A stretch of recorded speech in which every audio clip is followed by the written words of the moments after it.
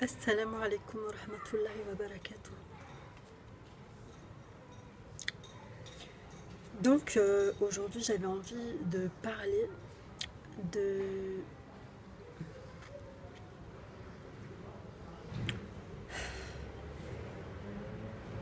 de l'éducation sexuelle, éducation entre guillemets, qui va être mise en place dans les écoles et qui risque de faire du mal à nos enfants.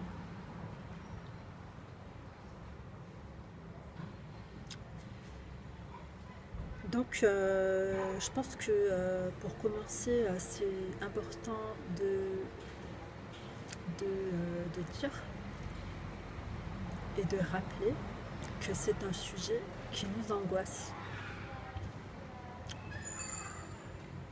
C'est un sujet qui nous angoisse et face aux angoisses, la première des choses à faire, c'est de se rendre compte que ça nous angoisse pour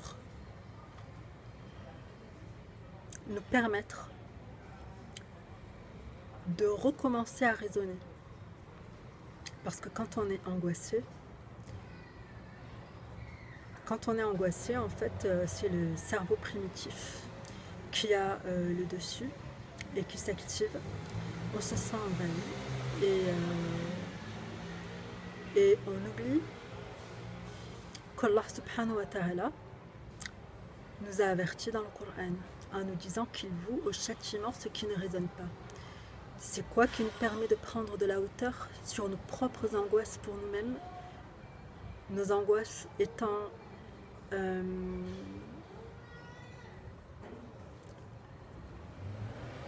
l'échec de toutes les constructions, c'est le raisonnement. Allah subhanahu wa ta'ala nous dit de raisonner. Il nous dit de raisonner pour agir de manière orientée, pour agir de manière constructive, pour agir selon la lumière qui nous parvient à travers le raisonnement. C'est très très très important de raisonner et de ne pas rester statique dans le cercle vicieux de l'angoisse, de l'attentisme et de la passivité. Et donc, bon, moi je ne suis pas juriste, je suis une simple maman.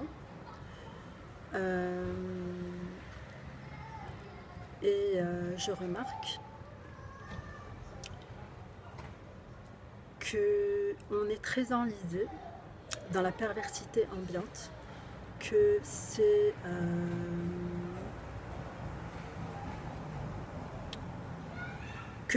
limite un trait civilisationnel, parce que j'ai remarqué que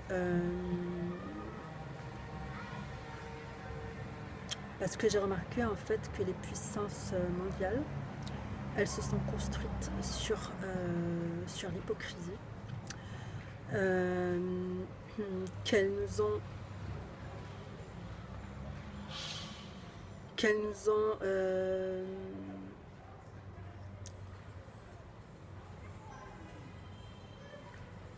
permis à nous qui habitons ici de vivre bien,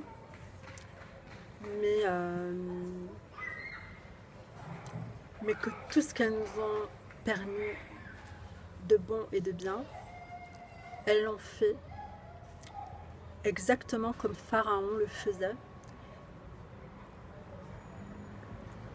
avec son peuple, avec ses sujets, et dans son oppression envers les enfants d'Israël. Et en fait, ce que les puissances mondiales font, c'est nous, on a les droits de l'homme, on est les droits de l'homme, on est la civilisation, on est la modernité, on est le succès, on est le développement. On est bien. En fait, c'est exactement les traits de la perversité narcissique. On est bien, fermez vos gueules, cherchez pas midi à 14h, contentez-vous de ce que vous avez, remerciez la chance de ne pas faire partie des misérables du tiers-monde et renfermez-vous sur vous-même en égoïste, en égocentrique et continuez votre vie individualiste et ne vous posez pas trop de questions. C'est ça en fait, voilà l'ambiance dans laquelle on vit. Donc du coup on est très morcelé de par le fait qu'on est forgé par le système en place pour être stressé, pour être conditionné à venir à bout de nos factures, venir à bout de notre loyer, payer nos factures, etc. Du coup, on ne s'investit pas du tout dans les causes qui pourraient nous unir et, entre guillemets, retourner le système. Donc, il y en a beaucoup qui diraient faire la révolution, etc. Enfin bref. Moi, je rêve pas du tout de révolution. Moi, je crois au Coran, en fait. J'ai ma théorie, mais c'est ma théorie.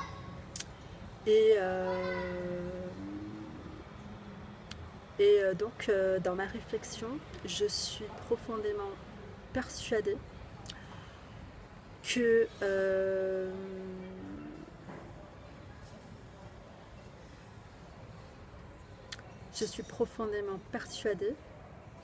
mais en fait, je me demande si c'est le sujet de parler de ma vision intime de l'avenir et de comment les choses vont se passer. Je crois que c'est pas le moment. Donc j'ai fait cette petite vidéo pour évoquer la problématique de l'éducation sexuelle, éducation entre guillemets, qui va avoir lieu dans les écoles publiques et privées d'ailleurs, je crois. Bref. Et donc, ça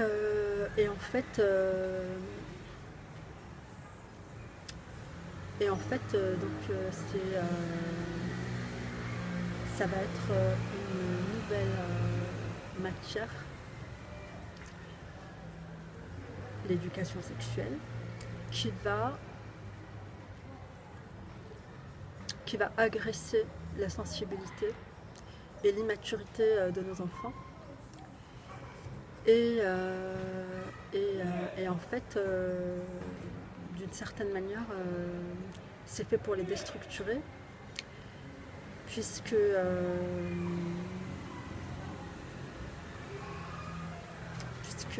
toute manière, les droits de l'homme, ils ont complètement échoué. Ils ne reviennent sur la scène que pour redorer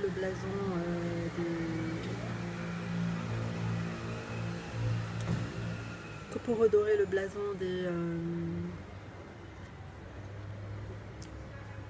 des puissances mondiales, mais en réalité, la seule valeur qui nous reste, c'est notre valeur marchande. Donc à l'avenir, on sera invité par le système à nous vendre. Et on est en train de devenir une marchandise comme une autre. Ce pourquoi les droits des enfants sont de plus en plus bafoués et ce pourquoi la perversité est en train de devenir une norme. Et par rapport à ça, ce que j'avais envie de dire, c'était qu'il ne fallait pas s'affoler. C'est la pire des choses qu'on puisse faire. Il ne faut vraiment pas s'affoler parce qu'Allah est avec nous.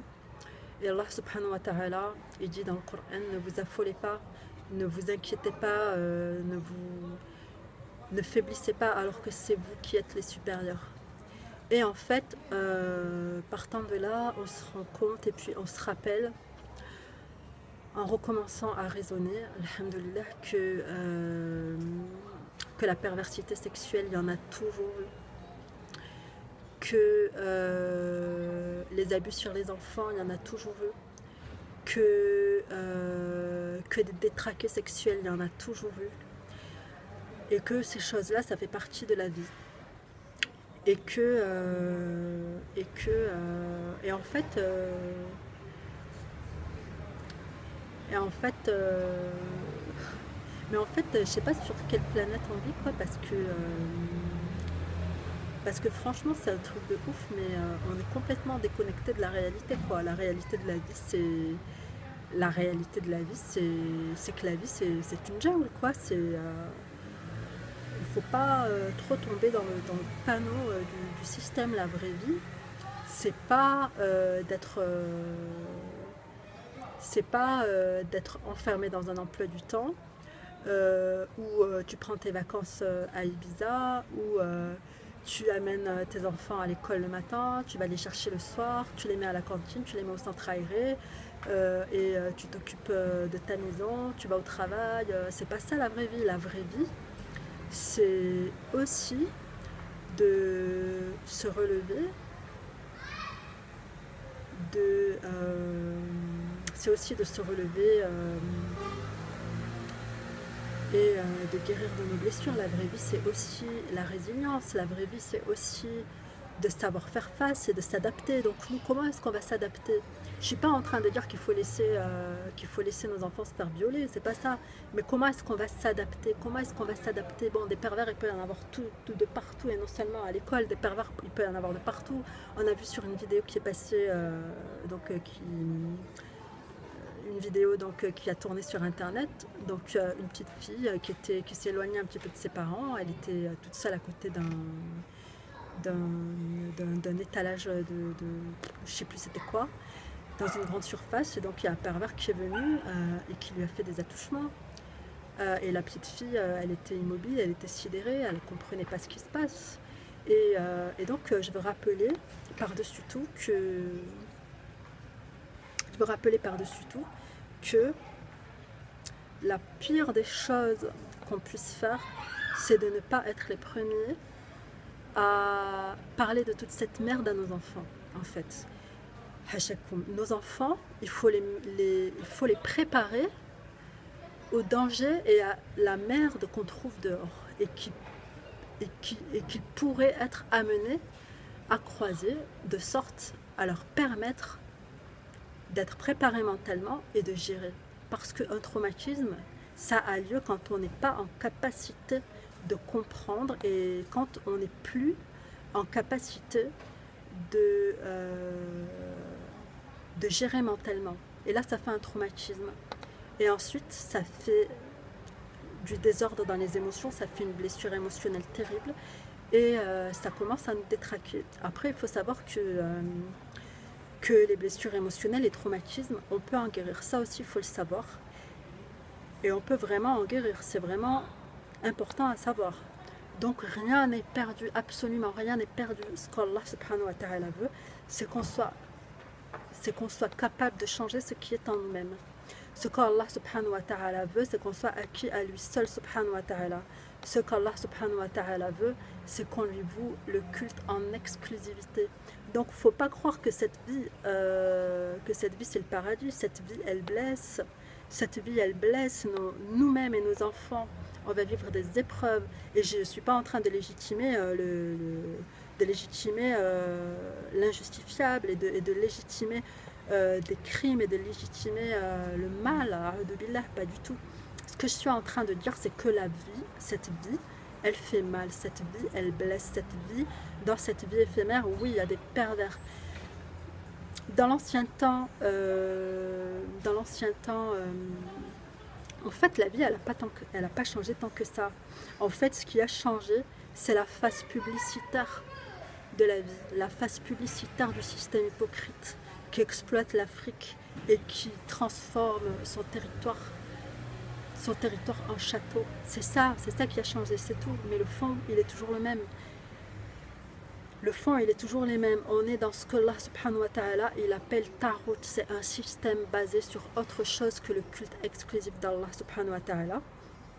Et donc la perversité, elle se répand. Et les gens qui croient au Tarot, ils s'enfoncent dans l'obscurité, ténèbres entassées les unes au-dessus des autres. Et ceux qui suivent Allah subhanahu wa ta'ala et sa révélation, ils avancent vers la lumière, lumière sur lumière. Et quiconque Allah prive de lumière n'a aucune lumière. Tout ça, c'est dans le Coran. Et en fait, Allah subhanahu wa ta'ala, il nous donne la possibilité d'avoir de la hauteur. il nous donne la possibilité d'être préparés par son culte exclusif. Allah subhanahu wa ta'ala, il est le préservateur.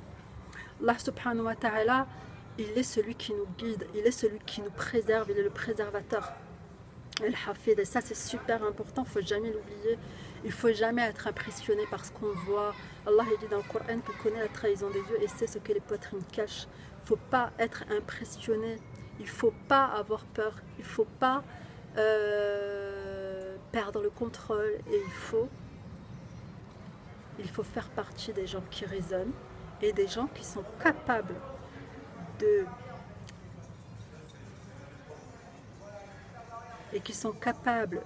bien gérer les informations qui leur parviennent.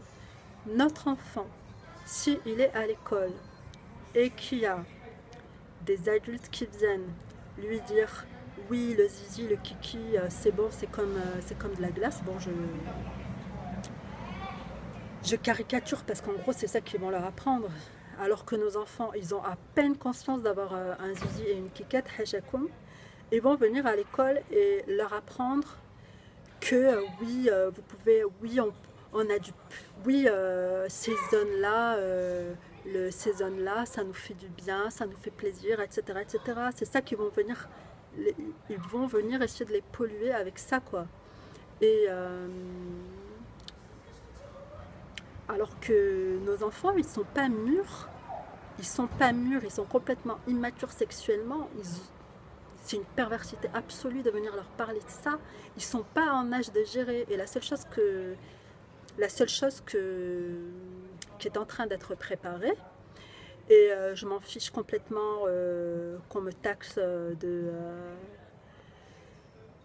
complotisme ou autre, je sais parfaitement ce que je dis. Donc on est en train de fabriquer le consentement des enfants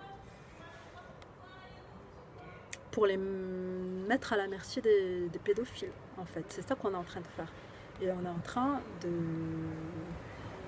de marchandiser au maximum les êtres humains. C'est ça qu'on est en train de faire.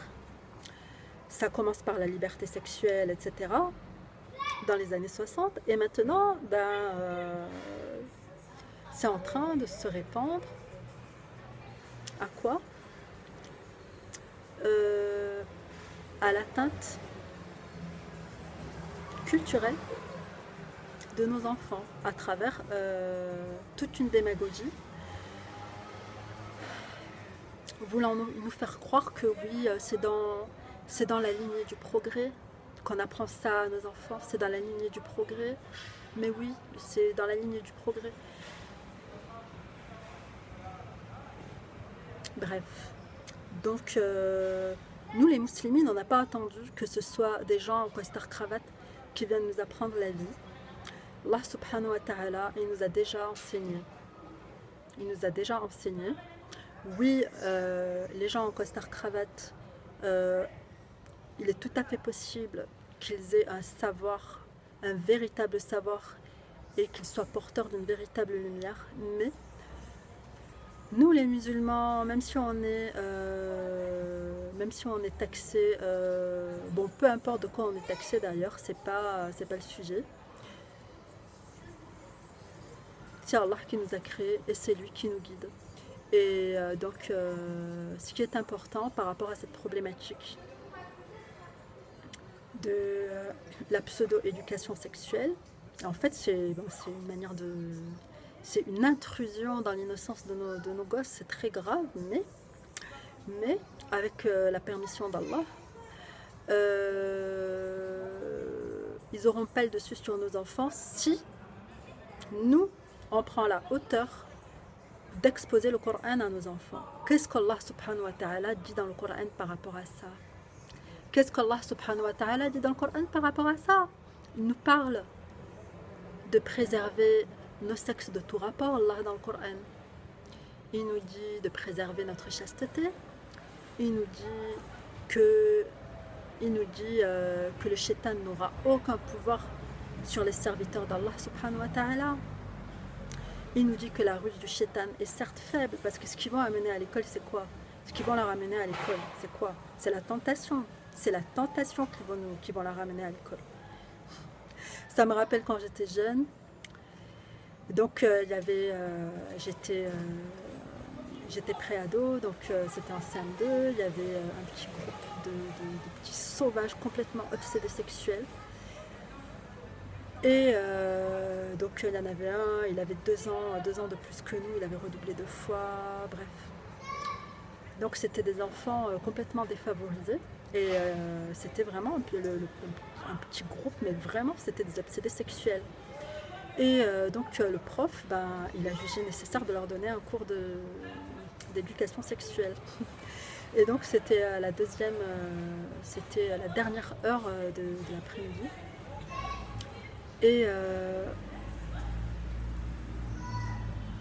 Et donc qu'est-ce que j'ai fait? J'ai passé toute cette heure avec les doigts enfoncés dans les oreilles. Et donc il n'y avait pas moyen, c'était quelque chose que j'avais pas envie d'entendre, c'était quelque chose que j'avais pas envie d'entendre. Donc j'ai passé vraiment toute cette heure les doigts enfoncés dans les oreilles. Et ben voilà, tout simplement. Donc ne faiblissez pas alors que vous êtes les supérieurs. Alhamdulillah. Qu'Allah nous accorde la victoire sur les groupements infidèles. Qu'Allah fasse de nous des lumières. Je vais vous laisser. Assalamu alaikum wa rahmatullahi wa barakatuh. Wa salam wa salat ala rasulillah.